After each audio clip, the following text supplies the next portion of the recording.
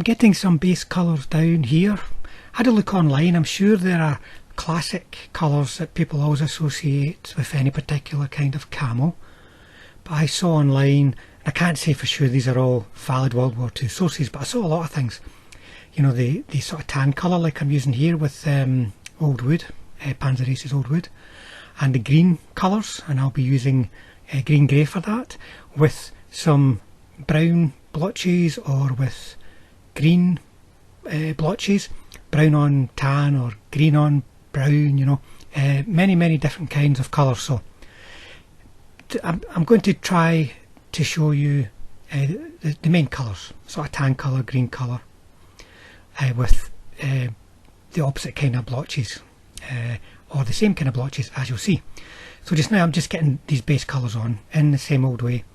I don't have to worry too much about internal shade in the arms and the legs and so on. I'm leaving as much as I can because it's not an all over camo, but some of these shade lines are going to get covered by the camo as I put it on, and as you'll see later I can add that back in quite easily. It's going to take 2 coats with these light colours. I've used my usual undercoat, German camo, black brown. With lighter colours you can also use a US olive drab, though you may have to add a darker undercoat to other areas that you're going to use a darker colour on. But just work through them all, guys, as I'm doing, and you'll be ready to start applying the camo. So here I am using chocolate brown, and I'm painting amoeba type shapes, and generally speaking I'm doing a tick, an upward tick and a downward tick, and then drawing lines out from them. They are quite big, these amoeba blotches. Don't be tempted to make them too small, like you're painting German kind of camo. And you can leave them at this point as well. You'll see me adding a highlight colour in. You'll get a stronger distinction between the two colours if you just leave it at this colour. You can see the dark green going on there. It's very strong. And also put the paint on a little bit wet on your brush, guys, so that you get rounded edges as opposed to jagged looking lines coming off. It is really quite a quick process if you get a standard way of doing it. As I said, ticks up, ticks down, lines coming out the side, out the bottom, and maybe a wee blob in the middle if it's looking a bit too thin.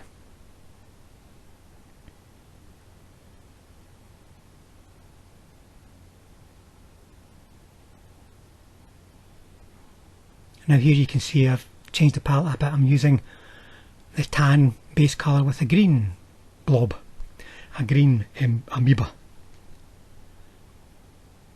And you can see where the area isn't big enough to do a whole amoeba. I'm just putting in a little bit of colour just to keep the effect looking as if it's all over the uniform. And you can see the chocolate brown going in there again. It's definitely more distinctive when you have the brown on the green and the green on the brown, so you can give that some thought as to how you would want to take this forward to do your own, guys. And here I'm just adding a little bit of a highlight. I'm using flat earth for the brown. You can see it softens things right down, especially against a lighter base uniform colour.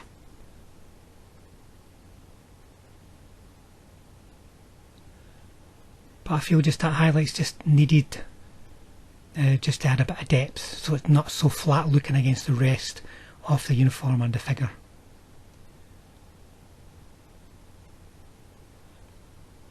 And you don't have to be too particular here.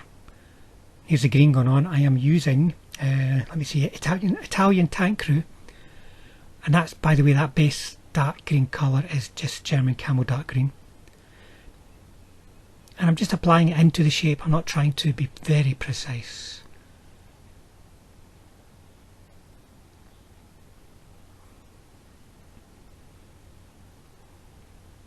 And using more contrast in combination. Using the same colours again.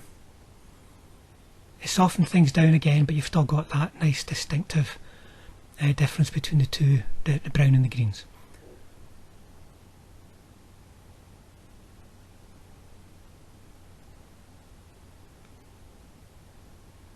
and then just quickly adding in some shade that was lost just to keep the depth to the uniform, keep the shape, and some highlights. And here I'm not too concerned if I go over some of the camo blotches with the highlights, because that'll just be folds of material catching a bit of light, and it really helps define the shape as well. As always, make sure the paint is flowing nicely off the tip of your brush here, folks. The highlight here is Splinter Camo base. The highlight on the tan was Iraqi sand. Splinter Camo base is Panzer Aces.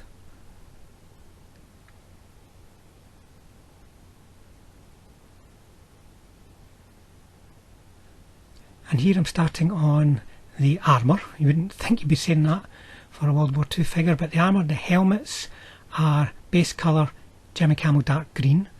Then the main colour is, one moment folks, it is German Camo olive green, sorry, with a highlight of German Camo bright green.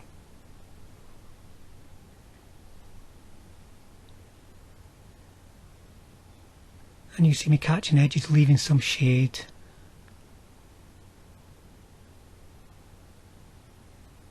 And then on goes a highlight to really help define the shape. Because the armour is one of the most distinctive things about this figure. You've got the amiibo camo, but the armour is really significant, so you want that to stand out from the camouflage background as much as possible. That's one reason for the very bright highlight colour.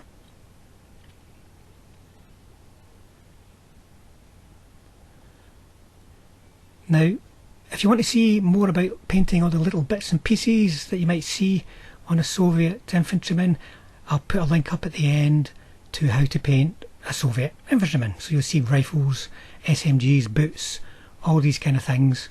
And I'll not spend too much time on it here, folks, because I'll just be repeating myself. Here I'm just painting some of the equipment that you might find on these guys, and just making them once again nice and distinctive so they stand out against the uniform. And then I'm using light mud with a highlight of deck tan for like webbing and gaiters and such likes, and the bag there that you can see, and that's just a nice distinctive stand out kind of colour that'll make itself stand out even against a lighter uniform. And the skin, once again, you can see on how to paint the infantry video.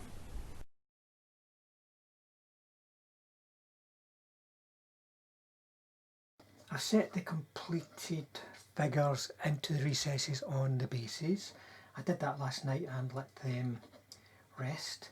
You can see a bit more about how I do this in the video on how to paint the 76mm artillery box set. I'll put that at the end as a link. Now, I've left them overnight just to make sure that the work that I'm doing today, these guys are nice and solid, but also allows me to just put a bit more filler on where there's any shrinkage, and there is a little bit. A lot of the time I would cover that with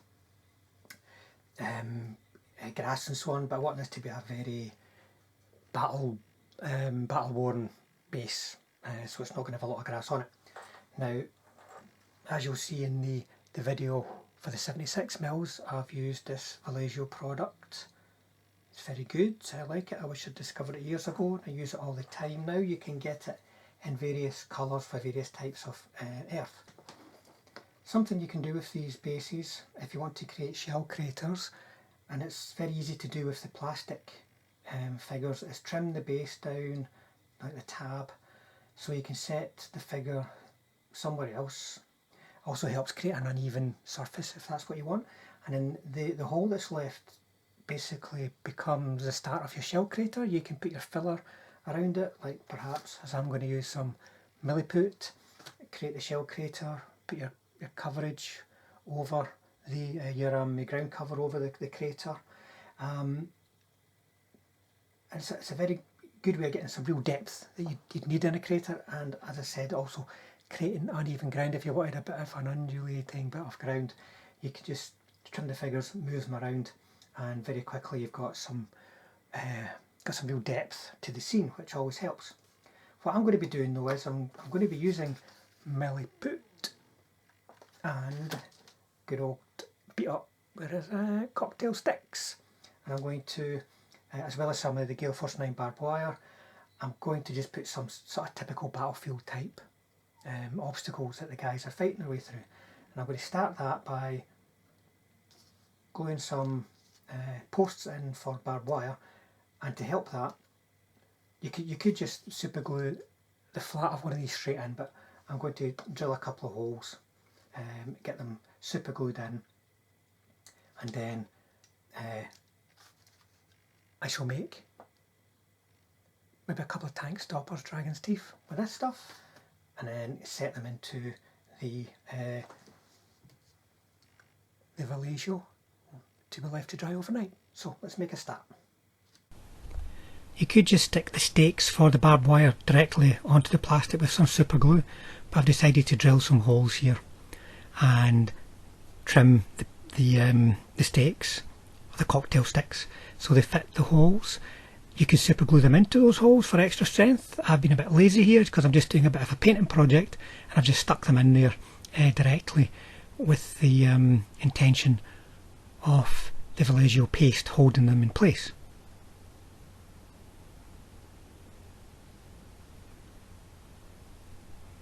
Right, here we go, we get the cocktail sticks. These are pointed, obviously, at each end for your wee sausages. So, or if you're more sophisticated, your olives. So I'm just snipping off the pointy bits and then pushing them straight into the holes. Just working out the length that I want. And they don't all have to be exact here, because they would be roughly correct in real life, and you're going to have to go some way wrong not to get them looking roughly correct at this scale.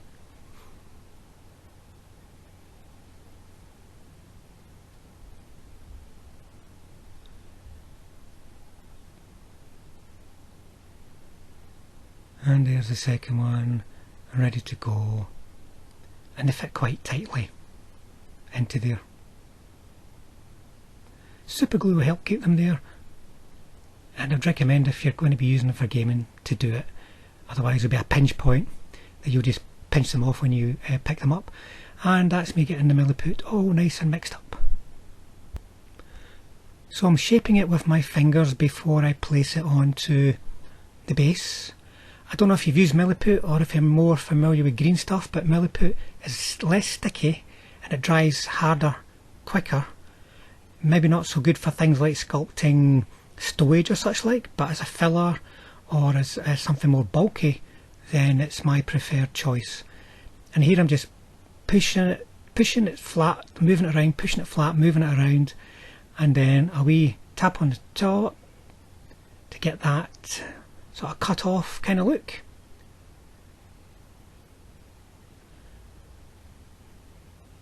And then check it out, how's it looking? Excuse my finger, guys, that's a very good view of my finger.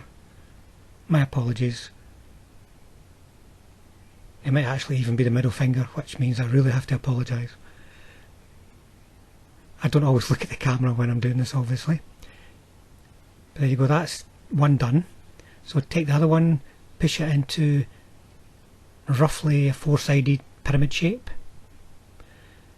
and then tap, turn, and keep going until you get the shape that you're after. It will push itself out of shape, but you'll get there, guys. It's easier to do it here than on the base as well, where you're working around figures.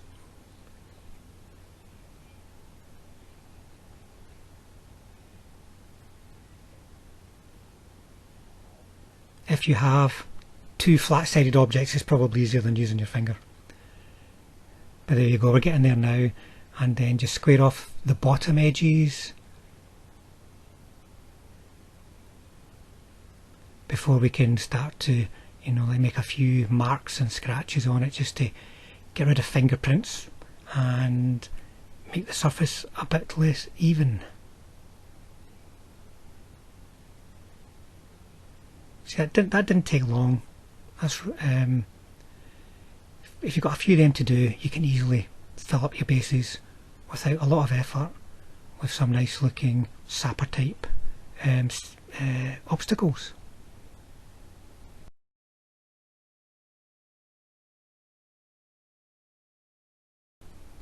So the gunky stuff.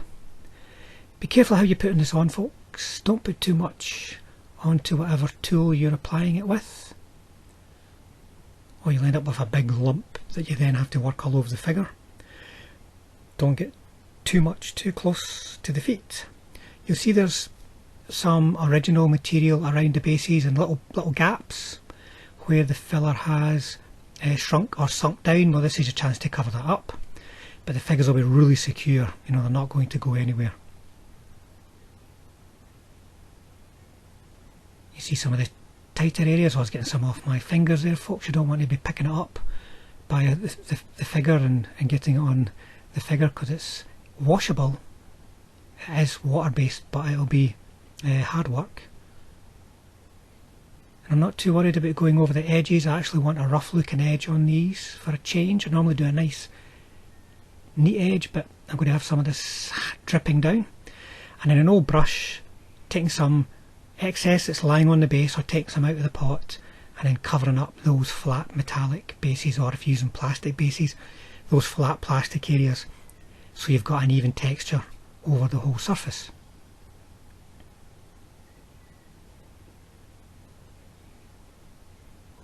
And it's got a nice gritty texture too for when it does dry. And a few lumpy bits on the side to give it a bit of a casual, less contrived kind of look, as if the mud's just pouring off. And we can set the tank stoppers in and just push the paste in and around the base. I've done some more work on the base, ready for the finishing touches. First of all, I sprinkled some little rocks that I've got. I think it's ballast from model railways, but sprinkled that onto the wet surface, pushed it down. Then I painted the stakes for the barbed wire with old wood, the same colour, it's base colour for the camel, and then gave it a wash with some chocolate brown. The tank stoppers are dark grey with a fairly wet dry brush of London grey, and then some splinter camel base highlights. And now and also I painted the base edge. These new plastic bases, you can leave them unpainted on the edges, but this one was an old messy one that I'd used, I'd attached figures for painting to it and so on, so I've repainted that. So what I'm going to do is, I'm going to finish off the surface with some pigment powder, and then a little bit of ground coverage, and I've got some barbed wire to attach to these stakes, so I'm going to do that first. This is some Gale Force 9 barbed wire.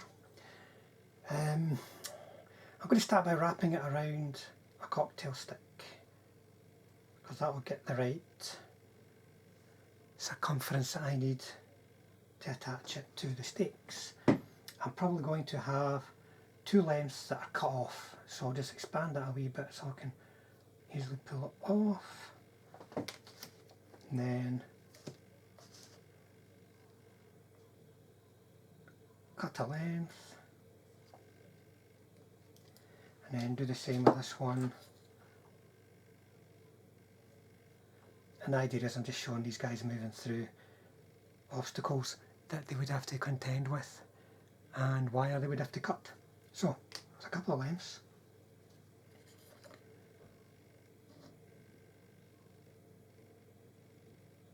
Just shaping this to how I think it's going to sit.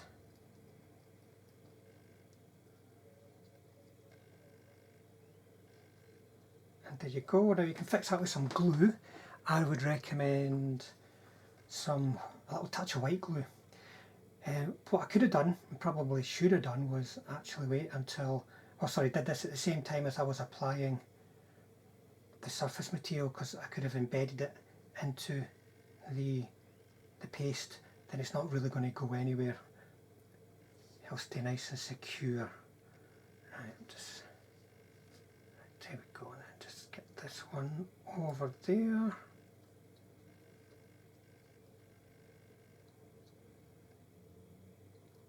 Push it down, and there we go, we've got two lengths of barbed wire. I might cut barbed wire, that is.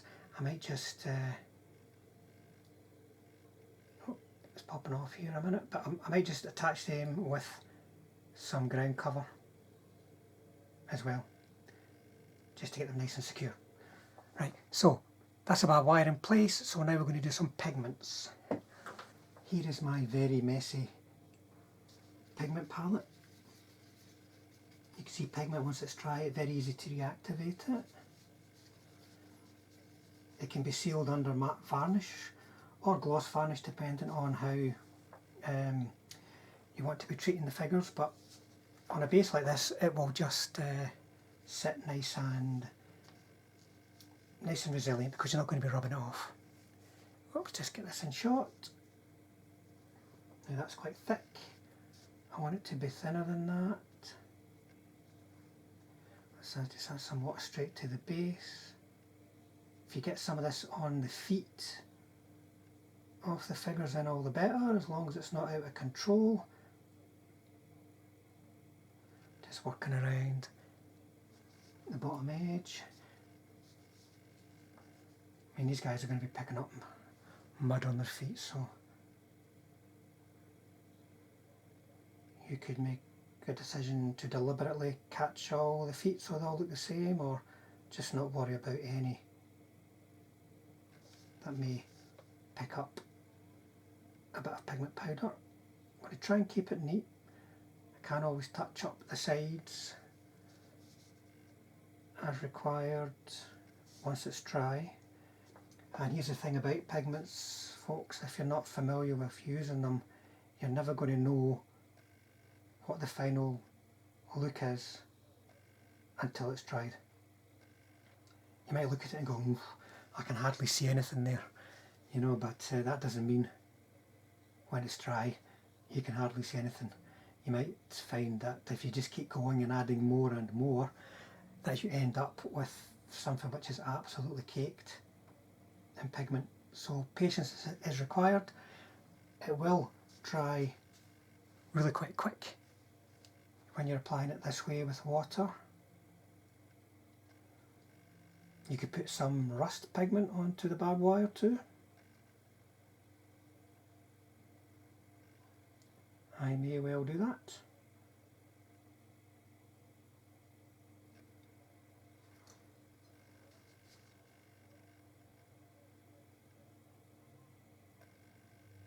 This is going to want to be a little bit careful. Catch all these little lumps I've got seeping off the edge of the base, because it will be very noticeable if it's sitting on top of the brown paint.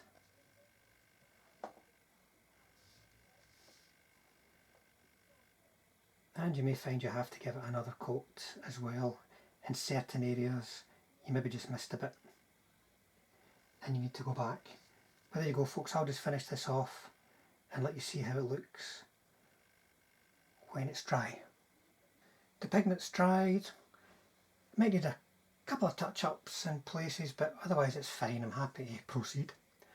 I put just a bit of light rust on the barbed wire as well, taking that altogether metallic kind of shine off it. So I'm now ready to put some ground cover down. Excuse me, I'll just move on to this. Now I use a tray. You probably do something similar whenever I am working with ground cover. Save it going everywhere, and a bit of white glue. And I'm actually just using some stuff that I've scraped together after putting some flock onto the new tree lines that you can get off Battlefront knives from the Battlefield in a box. So let's just start down here, I think. Excuse me, and just give some thought as to where I want this to go. I want it to be quite sparse. I don't want it to be covering up too much of the surface, because we need this to look like it's a bit of a war-torn battlefield. And I think I'll just put some in here. Oops, I don't think that bit there's any cop, get rid of that. Right, and then just start dabbing it on. There's many ways of doing this, folks. This is just a really simple way. This is not static grass as such. There's some static grass in there, but it's mainly little bits, tiny little bits of clump foliage. So I'll tap some of that off.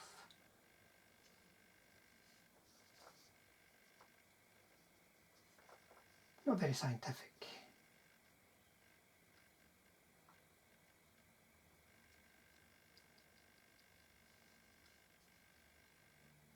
But there you go. That's nice contrasting colours. And you could add some tufts in there too, just to add a little bit of height here and there, and it's not going to cover up too much of the earth. So there you go, folks. Hope that gives you some ideas for painting your Engineer Sappers. A great unit to use in the game, I would think, as well. I'll stick some pictures up at the end of this, just a wee slideshow, just to let you see some that I painted quite some time ago, I have to admit, but some of them match this scheme, some of them might look a bit different, but different ideas are always helpful for you guys to consider how you're going to approach your own Engineer Sappers. So have some fun painting them, guys, and thanks for watching. Please like and subscribe to help us grow the channel.